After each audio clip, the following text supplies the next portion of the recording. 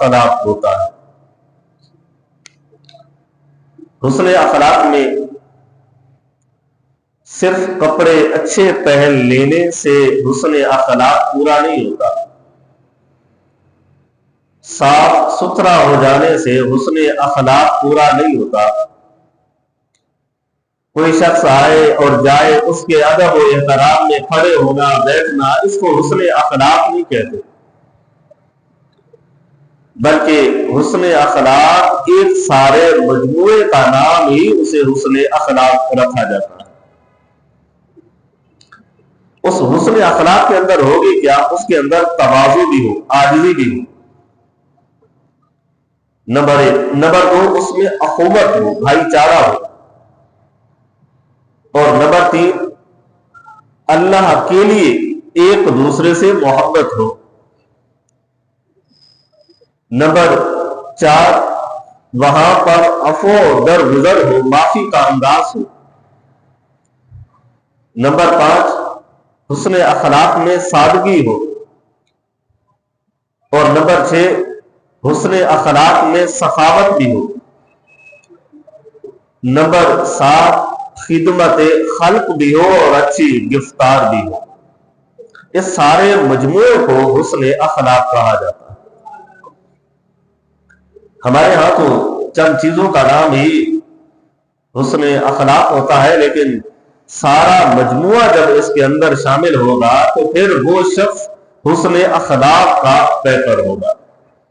اس کے اندر حسن اخلاق کی کیفیتیں ہوں گی، نظام ہوگا، انداز ہوگا۔ اب یہاں پر اللہ رب العزت نے محبوب مصطفیٰ صلی اللہ علیہ وسلم کو عظیم حسن اخلاق عطا فرمائے، اور ساتھ میں یہ بھی فرمایا وَيُزَكِّيهِمْ کہ آپ نے اپنے لوگوں کی بھی اصلاح کرنی ہے، ان کی بھی دل کی صفائی کرنی ہے، دل صاف ہو، تواضع ہوگا، عاجزی ہوگی۔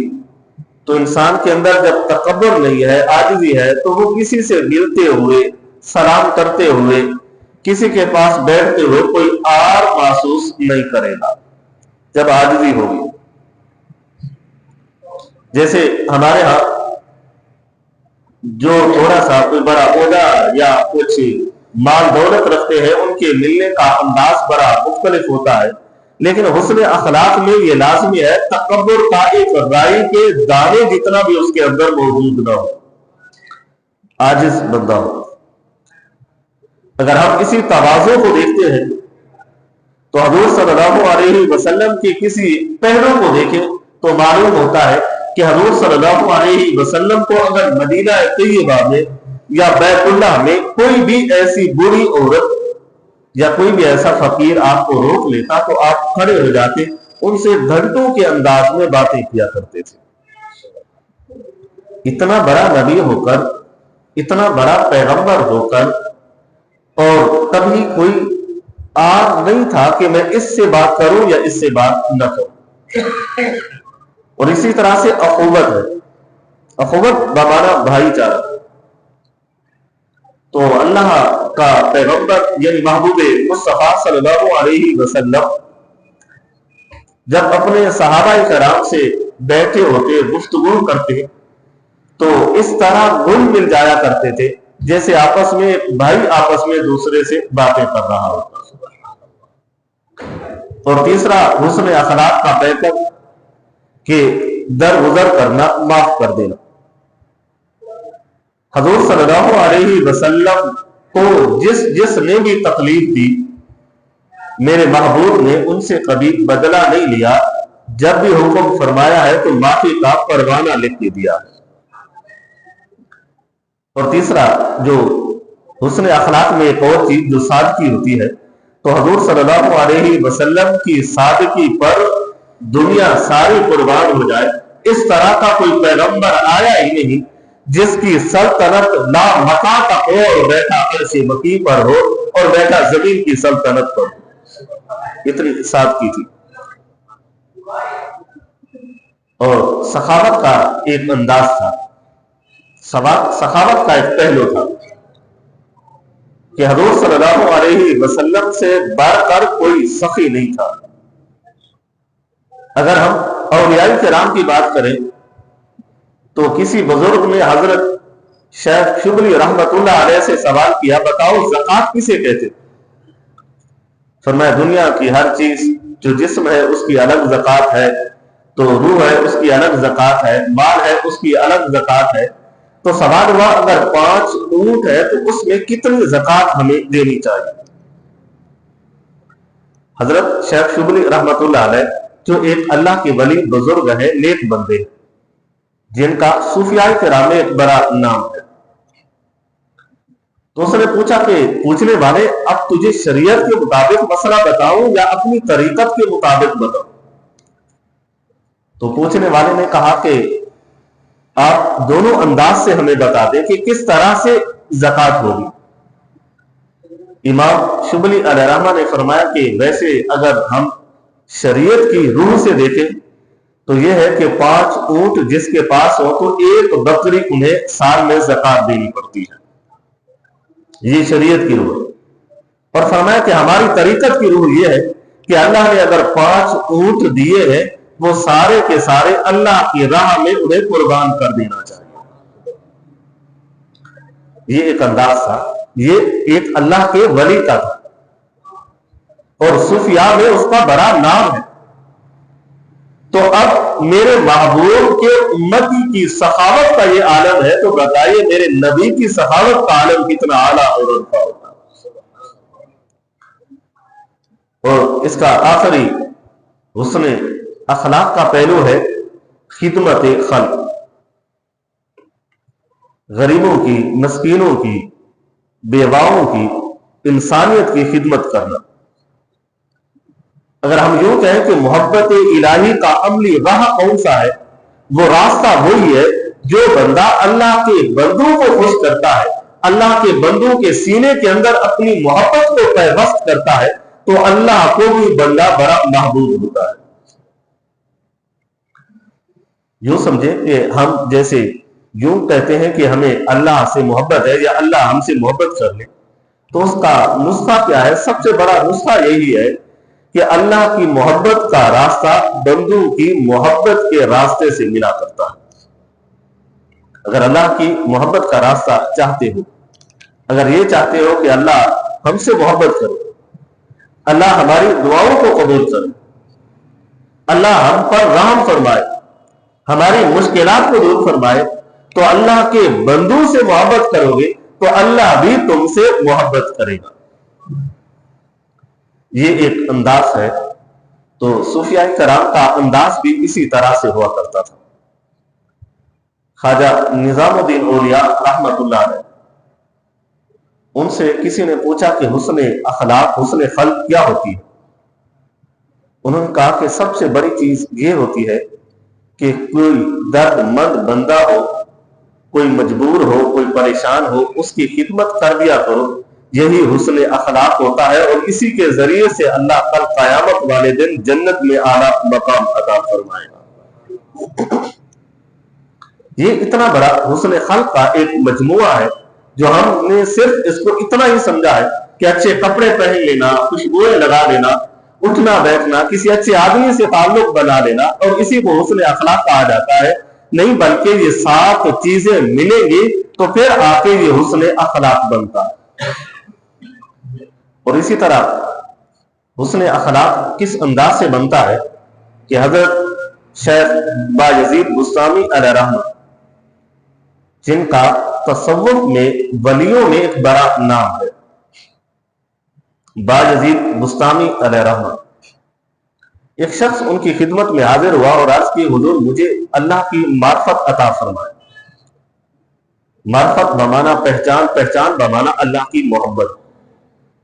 یوں سمجھیے کہ وہ کہنے والا کہہ یہ رہا تھا آپ اللہ کے ولی ہیں، تصوف جانتے ہیں، ولایت کے اعلیٰ احکام پر، اعلیٰ انداز پر نافذ ہے، تو میں یہ سوال کرتا ہوں کہ مجھے اللہ کی معرفت کیسے نصیب ہو؟ حضرت شیخ بایزید بستامی علیہ رحمہ اس کی طرف دیکھا اور فرمایا کہ اپنے غلاموں کو کہ کھانا لے آؤ، کھانا لے کر آئے، ان کے سامنے رکھا، کھانا کھایا، پھر اس کو سلام کیا اور اس کو اجازت دے دی۔ وہ شخص دوسری مرتبہ پھر آیا پھر حضرت باجزید بسطامی علیہ رحمہ سے سوال کیا کہ حضور مجھے معرفت چاہیے، میں معرفت لینے آیا ہوں۔ پھر آپ نے اسے کھانا کھلا دیا اور کھانا کھلانے کے بعد اس کو بھیج دیا۔ تیسری مرتبہ وہ شخص پھر آیا، پھر وہی سوال کیا، وہی آپ نے کھانا رکھا اور کھانا کھا چکا تھا۔ کھانا کھانے کے بعد اس شخص نے کہا کہ حضور میں آتا ہوں معرفت لینے کے لیے، آپ مجھے کھانا کھلا دیتے۔ تو حضرت باجزید بسطامی علیہ رحمہ نے فرمایا کہ یہی تو سب سے بڑی معرفت ہے کہ خدمت خلق کرو گے تو اللہ بھی تمہیں مل جائے گا۔ اور معرفت کا سب سے بڑا راستہ یہی ہے خدمت خلق، خدمت انسانیت۔ انسان کی اچھی خدمت ہو۔ اگر کوئی بے کس مجبور اور پریشان بیوہ کوئی بھی محلے میں رشتہ داروں میں رہتا ہے، اگر ہم ان کی خدمت کرتے رہیں تو اللہ ہماری کتنی پریشانیوں کو دور فرماتا ہے، کیونکہ ہم اللہ کے بندے ہیں، ہم اللہ کی مخلوق ہیں۔ جب ہم اللہ کے بندے ہیں تو اس کا مطلب ہے کہ اللہ نے ہماری ہر ذمہ داری کا ذمہ لیا ہوا ہے۔ جب ہم کسی بندے کے ساتھ مل جاتے ہیں، اس کی مشکلات کو حل کرتے ہیں، اس کی پریشانیوں کو حل کرتے ہیں، تو اللہ رب العزت پھر اس وجہ سے خوش ہوتے ہیں کہ یہ بندہ، اس کو میں نے اتنا دیا ہے، اور یا میں نے اس کی یہ کام اس کا کیا ہے، اور یہ بھی تو میرے بندے کے کام آ رہا ہوتا ہے۔ اور آج خدمت خلق کا انداز تھوڑا سا ہم نے بدل کے رکھ دیا۔ ہمارے اندر جو حسن اخلاق ہونا چاہیے تھا، جس کے ذریعے سے ہم نے بے شمار ایسی فتوحات حاصل کی ہیں، جن فتوحات کا ذکر کرتے ہوئے بھی اگر ہم سوچیں تو ہماری عقلیں دنگ رہ جاتی ہیں۔ صرف اس حسن اخلاق کے ذریعے سے کتنے ممالک اور کتنے لوگوں کو اسلام کی دولت سے مالا مال کیا، اس حسن اخلاق سے اور خدمت خلق سے۔ اگر ہم جتنے بھی پاکستان میں یا جتنے بھی اس دنیا میں ولی ہیں، ان اللہ کے ولیوں نے تلوار نہیں اٹھائی تھی، کسی سے لڑنے نہیں گئے تھے کہ تم کلمہ پڑھو ٹھیک، نہیں تو میں تیرا سر تیرے جسم سے جدا کر دوں گا۔ کسی ولی کی یہ کتاب میں نہیں ہے کہ اس نے جنگ کے ذریعے سے لوگوں کو کلمہ پڑھنے کی ترغیب دی ہو، نہیں، بلکہ انہوں نے جب بھی کام کیا ہے حسن اخلاق پر کام کیا ہے، اور حسن اخلاق کے ذریعے سے لاکھوں لوگوں کو کلمہ طیبہ پڑھنے پر مجبور کیا،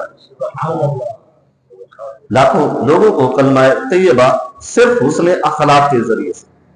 تو حضور صلی اللہ علیہ وسلم پر میرے رب نے فرمایا وَيُزَكِّيهِمْ وَيُعَلِّمُهُمُ الْكِتَابَ وَالْحِكْمَةَ، کہ تم انہیں پاک اور صاف بھی تم نے کرنا ہے، ان کو کتاب کا علم اور حکمت کا علم بھی انہیں ضرور عطا فرمانا ہے۔ اور حضور صلی اللہ علیہ وسلم نے صحابہ کرام کو حکمت کا علم بھی عطا فرمایا اور حسن اخلاق کا پیکر بھی بنایا۔ تو انہیں کا توسل چلتے چلتے اولیاء کرام نے بھی یہی انداز اپنایا، اور انہوں نے بھی کسی انداز کو مرہون خاطر رکھا، اور جتنے بھی اس روئے زمین میں اللہ کے ولی ہیں، ان تمام نے اپنے اخلاق کے ذریعے سے لوگوں کے دلوں کو اپنی جان میں پھنسا کر اللہ کا راستہ انہیں دکھایا تھا۔ حضرت خواجہ سلیمان توسی رحمت اللہ علیہ، جنہیں پیر پٹھان بھی کہا جاتا ہے، ان کا انداز بڑا نرالا تھا، اور یہ جو شیخ ہیں پیر سیاد جنہیں کہا جاتا ہے، یہ ان کے مرید ہیں۔ اور جو گولڑا شریف والے ہیں پیر مہر علی شاہ رحمت اللہ علیہ، یہ پیر سیال کے مرید ہیں، اور پیر سیال خواجہ سلیمان توسی علیہ رحمہ کے مرید ہیں۔ یعنی یوں سمجھے کہ گولڑا شریف والے کہ حضرت خواجہ سلیمان توسی رحمت اللہ علیہ دادا پیر میں شمار ہوتے ہیں۔ ان کے پاس جو مرید ہوتا تو ان کو یہ آپ تبلیغ کیا کرتے تھے کہ اپنے دین کو نہیں چھوڑنا، اسلام کو نہیں چھوڑنا، اپنے اخلاق کو نہیں چھوڑنا، اور کسی بھی صورت میں دین کے کاموں سے الگ نہیں ہونا، لیکن اتنا ضرور خیال کرنا ہے کہ حسن اخلاق کا پیکر اتنا بننا ہے کہ اگر تمہارے سامنے کوئی کافر بھی آ کر کھڑا ہو جائے اور وہ غلطیاں کر لے اور غلطی اتنی ہو کہ تمہیں مارے بغیر نہ رہ سکتے ہو، وہاں پر بھی تم نے اپنا حسن اخلاق کا مظاہرہ کرتے ہوئے انہیں معاف کر دینا ہے۔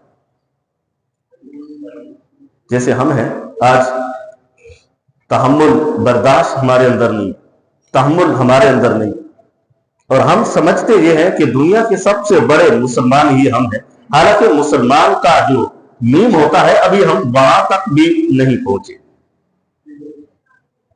اور امام غزالی علیہ الرحمہ نے خدمت خلق پر ایک احیاء العلوم میں یہ لکھا ہے کہ خدمت خلق صرف یہ نہیں ہے کہ آپ نفلی حج کر لیں، آپ نفلی انداز سے کوئی عمل کریں، بلکہ ان نفلی حج کرنے سے جو سب سے زیادہ ثواب ملتا ہے وہ کسی درد مند کے کام آنا، جو یہ ثواب ہے وہ حج کرنے سے بھی اعلیٰ اور ارفع ہوتا ہے۔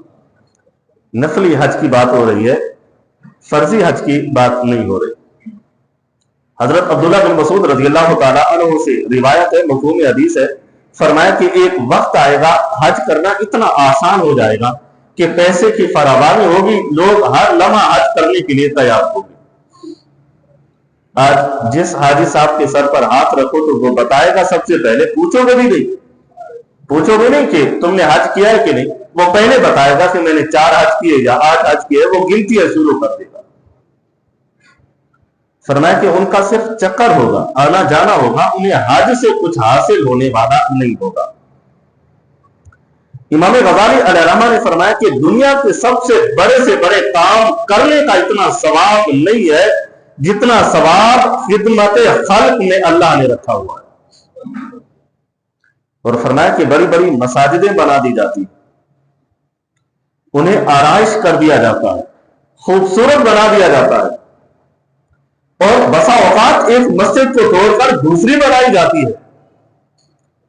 فرمایا کہ اس مسجد کی خوبصورت کرنے سے پہلے یہ دیکھ لیا کرو تمہارے پڑوس میں، تمہارے محلے میں، تمہارے شہر میں کوئی ایسا تو نہیں جو روٹی کے لیے ترس رہا ہو، کوئی ایسا تو نہیں رہتا جو بیمار ہو اور ہسپتال میں داخل ہو، اس کے پاس اتنے پیسے نہ ہو کہ وہ اپنا صحیح معنوں میں علاج بھی کروا سکتا ہو، اور درد کی وجہ سے وہ ساری رات چیختا رہتا ہو۔ اس وقت تمہارا مساجد بنانا بھی تمہیں کوئی فائدہ نہیں دے گا۔ فرمایا کہ اپنے محلے میں دیکھ لینا کوئی ننگا تو نہیں ہے، اپنے محلے میں دیکھ لینا کوئی پریشان حال تو نہیں ہے، اپنے محلے میں دیکھ لینا کوئی ضرورت مند تو نہیں ہے۔ اگر سارے خوشحال ہو تو پھر مساجد بنانے کا بھی تمہیں ثواب ملے گا، ورنہ اس مساجد بنانے سے تمہیں اللہ جنت میں مقام عطا نہیں فرمائے گا۔ اور ہمارے ہاں تو یہ ایک انداز ہے کہ ہم ایسی چیزوں پر زیادہ فوقیت رکھتے ہیں، ایسی چیزیں، ایسے کام کرنے پر زیادہ ہم بے صبر رہتے ہیں جن سے کوئی اجر ملنے والا اتنا بظاہر نظر نہیں آتا۔ لیکن اس بات کو بھی ذہن نشین رکھنا چاہیے، جہاں پر مسجد بنانا ضروری ہو وہاں پر ہر حال میں بنانا لازمی ہوتا ہے۔ یہ بات امام غزالی نے جو لکھی ہے وہ اس صورت میں لکھی ہے کہ ایک مسجد یہاں بنی ہے دوسری ساتھ میں بنا دی جائے، یا ایک مسجد ہے جو چل سکتی ہے، گزارا ہو سکتا ہے، روغن کرنے سے اتنا کوئی اس پر کوئی بوال نہیں آتا، تو پھر اس کو نہ کیا جائے۔ اور آج مساجدوں کا حال کیا ہے؟ ہماری مساجدیں معرفت سے خالی، دین الہی سے خالی، تبلیغ سے خالی، اور ہمارے مساجدوں میں نمازی نہ ہونے کے برابر ہے۔ اتنا تو ہماری مسجد میں واش روم میں جتنا رش ہوتا ہے اتنا مساجد کے اندر کبھی رش نہیں ہوا کرتا۔ اتنا جتنا واش روم کرنے آتے ہیں رہنے والے تجار، تاجر حضرات یا رہنے والے لوگ، جتنا واش روم کرنے آتے ہیں اتنا نماز پڑھنے والا کوئی نہیں ہوتا۔ کہ قرب قیامت کی ایک علامت تھی کہ مساجدیں خوبصورت ہوں گی، اچھی ہوں گی، ہر سہولت ہوگی، لیکن ان کے اندر معرفت کی باتیں نہیں ہوں گی، ان کے اندر دین کی باتیں نہیں ہوں گی، وہاں پر وہ مساجدیں نمازیوں سے خالی نظر آئیں گی۔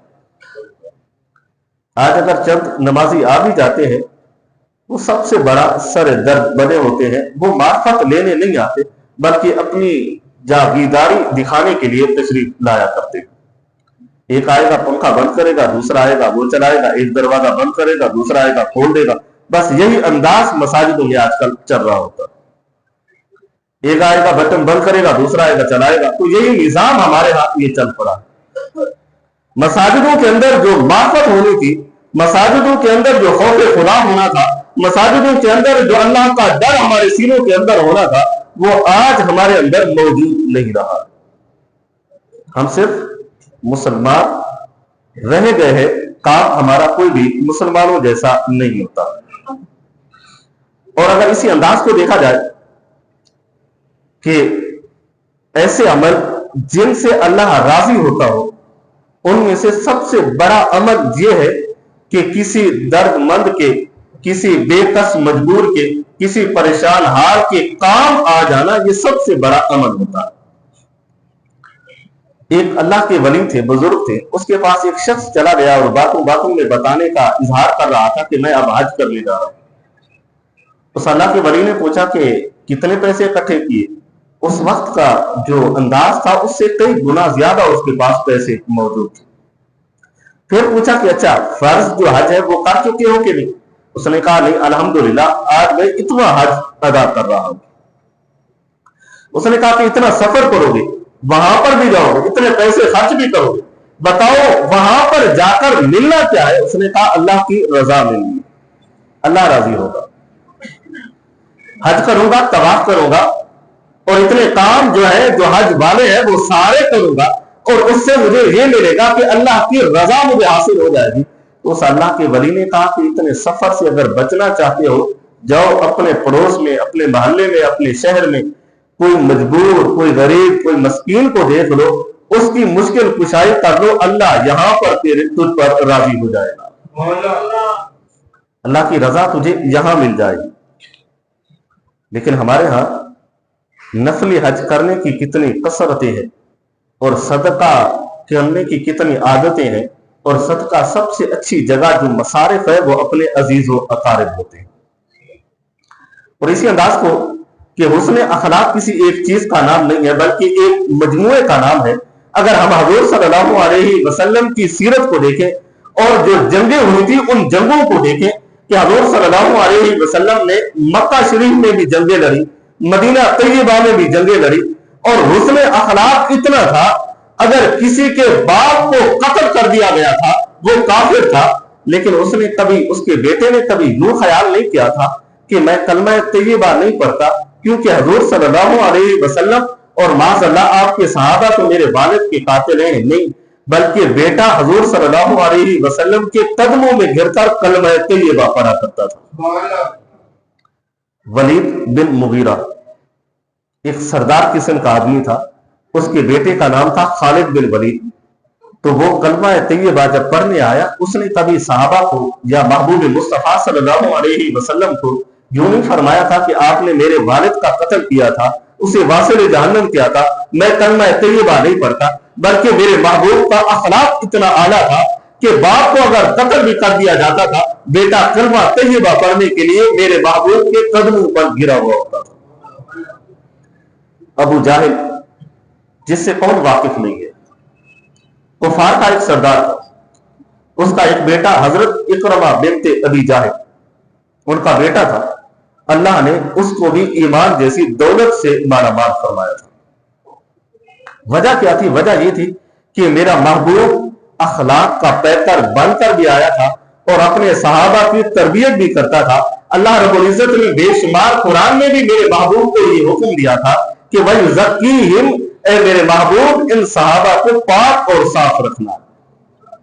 हमने पाक और साफ का मतलब सिर्फ ज़ाहिरी कपड़ों को देखा है, बल्कि पाक और साफ का मतलब होता है जिस्म के अंदर भी साफ हो, दिल भी साफ हो, और जाहिर भी साफ हो, और बातिन भी साफ हो।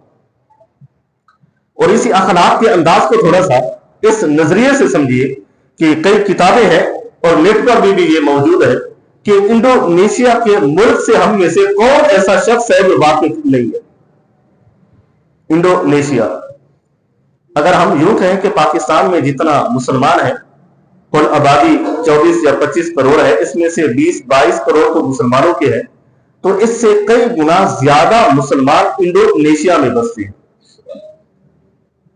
اور انڈونیشیا وہ ملک ہے جو تلوار سے نہیں آزاد ہوا, اور وہاں پہ سب سے زیادہ مسلمان ہے, اور مسلمان ہونے کی کیفیت کوئی جنگ نہیں تھی. کوئی ایسا نہیں کہ وہاں پر کوئی جنگ لڑی گئی ہو, جنگ کے ذریعے سے اس ملک کو فتح کیا گیا ہو, نہیں, بلکہ اس ملک کو صرف اخلاق کے ذریعے سے فتح کیا گیا ہے. اور وہاں پر عرب کے جو مسلمان تاجر ہوتے تھے وہ سامان لے کر, کپڑے لے کر دوسرے ملکوں سے سیدھا انڈونیشیا جب جاتے تھے, وہاں پر جا کر جس چیز کو انہوں نے بیچنا ہوتا تھا اس کی تعریف بھی کرتے اور اس کے عیبوں کو بھی بیان کر دیتے. اگر کسی کے سامنے کپڑا بیچنے لگتے تو کہتے کہ یہ کپڑا بڑا اعلیٰ ہے اور فلاں شہر سے ہم نے خریدا ہے, فلاں ملک سے ہم نے خریدا ہے, اور اس کی اصل قیمت اتنی بنتی ہے, لیکن اس میں ایک عیب آ گیا ہے, اس عیب کی وجہ سے آج یہ قیمت اتنی رہ گئی. جو لینے والے انڈونیشیا کے لوگ ہوتے تھے جو اس وقت مسلمان نہیں تھے, وہ بڑے حیران ہو جاتے تھے کہ ہم تاجر ہیں, تجارت کرتے ہیں, کسی چیز کو ہم نے بیچنا ہو تو اس کی قیمتیں, اس کی تعریف آسمان تک ملا دیتے ہیں. یہ کیسے لوگ ہیں جو اس کی صفت کے ساتھ ساتھ اس کے عیبوں کو بھی بیان کر رہے ہوتے. یہ ایک اخلاق تھا. تو وہاں کے لوگ جو تھے حیران ہوتے, پھر ان سے پوچھتے کہ تمہیں کس نے بتایا, عیب کیوں بتاتے ہو؟ جیسے ہم تاجر ہیں, یہاں پر جتنے بھی تاجر رہنے والے ہوتے ہیں, کبھی بھی کسی بھی ایسی چیز کو جو بیچنا چاہتے ہو, کبھی انہوں نے میرے محبوب کے فرمان کو آگے نہیں رکھا, اپنی دولت کو رکھا, اپنے نظام کو رکھا, اپنے انداز کو رکھا, اپنی چاہ اور مرتبے کو رکھا ہے. ہم جہاں پر بھی جاتے ہیں, جس جگہ پر بھی جاتے ہیں, ہم نے کبھی اپنے محبوب کے فرمان کو نہیں دیکھا ہوتا, اور نہ ہی ہم سننے کے لیے تیار ہوتے ہیں, نہ ہی ہم پڑھنے کے لیے تیار ہوتے ہیں, نہ ہی ہم سمجھنے کے لیے تیار ہوتے ہیں. ہم صرف مسلمان ہیں, وہ اپنے مطلب کے مسلمان بننا چاہتے ہیں. ہم جیسے میں بیٹھا ہوں, میں جیسا چاہوں گا مسلمان ویسا بننا چاہتا ہوں. میں مسلمان اسلام کے مطابق نہیں بننا چاہتا, اور میں مسلمان قرآن کے مطابق نہیں بننا چاہتا, میں مسلمان محبوب کے فرمان کے مطابق نہیں بننا چاہتا. جیسا میرا دل کرتا ہے میں مسلمان ویسے بننا چاہتا ہوں. آج ہم مسلمان اس طرح کے رہ گئے. تو انڈونیشیا کے لوگوں نے ان سے سوال کرتے تھے, ان عربیوں سے, کہ تمہیں کس نے کہا کہ اپنی بیچنے والی چیز کے عیب بھی بیان کر دو؟ اگر تم ہمیں یہ عیب نہ بتاتے تو جتنی اس کی اصل قیمت تھی اس سے بھی ہم دگنا دینے کے لیے تیار ہوتے. اب تمہیں عیب بتا کے خود ہی اس کی قیمتوں کو کم کیوں کرتے ہو؟ جب وہ لوگ یہ سوال کرتے تھے عرب کے لوگوں سے, تو وہ جواب دیا کرتے تھے کہ اصل میں ہمارے نبی کا فرمان ہے, ہم نے اپنی تجارت سے پہلے اپنے نبی کے فرمان کو آگے رکھا ہوا ہے. جسے سمجھ آئیے تو بلند آواز سے کہہ دیں سبحان اللہ. تو کہنے کا مطلب صرف جاگتے رہا کرو, پتہ چلے کہ آپ سن بھی رہے ہیں, ایسا تو نہیں کہ کہیں آپ تو نہیں لگ گئی, کیونکہ ہم اپنی مطلب کی باتیں سننا زیادہ پسند کرتے ہیں. اگر ہماری مطلب اور ہمارے مزاج کے مطابق نہ ہو, اسراف کی باتیں ہوں, تو نہ وہ انداز اچھا لگتا ہے, نہ وہ تقریر اور بیان ہمیں اچھا لگتا ہے. تو فرمایا کہ لیجیے, ہمیں حضور صلی اللہ علیہ وسلم نے, ہم جس کے امتی ہیں, ہمارے نبی نے آج سے کئی سال قبل ہمیں یہ فرمایا تھا کہ اپنی امانتوں میں خیانت نہ کیا کرو. تو اگر ہم اس کے عیب بیان نہ کریں تو ہماری یہ خیانت ہوتی ہے. ہم اپنے نبی کے ہر اصول کو اپنی تجارت سے بھی اعلیٰ اور عرفہ رکھا کرتے ہیں. یہ انداز تھا. انڈونیشیا کے لوگ پھر اس اخلاق کی وجہ سے اتنا متاثر ہوئے, آج پاکستان سے زیادہ انڈونیشیا میں مسلمان موجود ہیں. اور اس انداز کو محبوب مصطفیٰ صلی اللہ علیہ وسلم کے اس انداز, اس فرمان سے بھی دیکھیے کہ حضور صلی اللہ علیہ وسلم نے فرمایا کہ عن ابن مسعود رضی اللہ تعالی عنہ ان رسول اللہ صلی اللہ علیہ وسلم قال حرم علی النار کل عین سحر قریب من الناس, کہ ایسے شخص پر اللہ دوزخ کی آگ کو حرام کر دیتا ہے جو گفتگو کرتے ہوئے نرم انداز سے گفتگو کرتا ہے اور اللہ کے नेक लोगों کے साथ अपनी कुर्बत को बढ़ा देता है। अब गुफ्तगू का अंदाज सिर्फ अखलाक, हुस्न अखलाक में से ये एक चीज है, और इसी तरह तवाज़ु ये दूसरी चीज है, हुस्न अखलाक में इसी तरह अखूबत भाईचारा ये तीसरी चीज है, हुस्न अखलाक में इसी तरह से एक दूसरे से मोहब्बत करना ये चौथी चीज है, और इसी तरह से हुस्न अखलाक में दरगुजर करना, माफ करना ये पांचवी चीज है, और इसी तरह से सादगी इख्तियार करना ये भी हुस्न अखलाक का एक बाब है और इसी में शामिल होती है, और खिदमत खल्क करना भी ये हुस्न अखलाक में ही शामिल होता है। हुस्न अखलाक सिर्फ एक चीज का नाम नहीं है बल्कि एक मजमूए का नाम है, और हजूर सल्लल्लाहु अलैहि वसल्लम का फरमाने वाली शान है। शमाइल कुबरा एक हदीस की किताब है, हजरत अब्दुल्लाह बिन मसूद रज़ियल्लाहु ताला अन्हु की रिवायत है, फरमाया कि जो शख्स कल कयामत वाले दिन एक शख्स को लाया जाएगा और उसके पास कोई नेकियां नहीं होंगी, कोई नेक अमल नहीं होंगे, तो अल्लाह रब्बुल इज्जत फरमाएंगे कि इसको जन्नत में भेज दो। तो फरिश्ते अर्ज करेंगे मालिक कोई नेकी नहीं है, फरमाया कि ये अपने अहले खाना के साथ हुस्न सलूक करता था, आज उस हुस्न सलूक की बदौलत मैंने इसके तमाम गुनाहों को माफ फरमा दिया। और इसी तरह से एक वाइद के बारे में भी मिलता है कि एक औरत थी जो नमाज पढ़ने वाली, रोजा रखने वाली, कुरान की तिलावतें करने वाली, तो साहबा ने फरमाया कि या रसूलल्लाह उसका हुस्न अखलाक अच्छा नहीं है, उसके पड़ोसी उसकी बातों से तंग है, और जब वो बात करती है तो दिल के अंदर तीर की तरह लगती है। फरमाया अखलाक उसका अच्छा नहीं है, फरमाया फिर नारी ऐसी औरत जो नमाज भी पढ़ने वाली है, रोजा भी रखने वाली है, कुरान की तिलावतें भी करने वाली है, लेकिन पड़ोसी उसकी जबान से महफूज नहीं है, तो वो कभी जन्नत में दाखिल नहीं होगी बल्कि अल्लाह उसे जहन्नम में डाल देगा। ये औरत हो या मर्द हो, ये एक वाकया होता है, किस्सा होता है हमें अपने समझने के लिए। अगर हम किसी दुकान में रहते हैं, हम किसी मोहल्ले में रहते हैं, हम किसी घर में रहते हैं, तो हमसे अगर कोई तंग है तो हमारा हाल भी इसी तरह से होना है। तो अल्लाह रब्बुल इज्जत की बारगाह में दुआ है कि अल्लाह रब्बुल इज्जत हम सबको समझने की तौफीक अता फरमाए।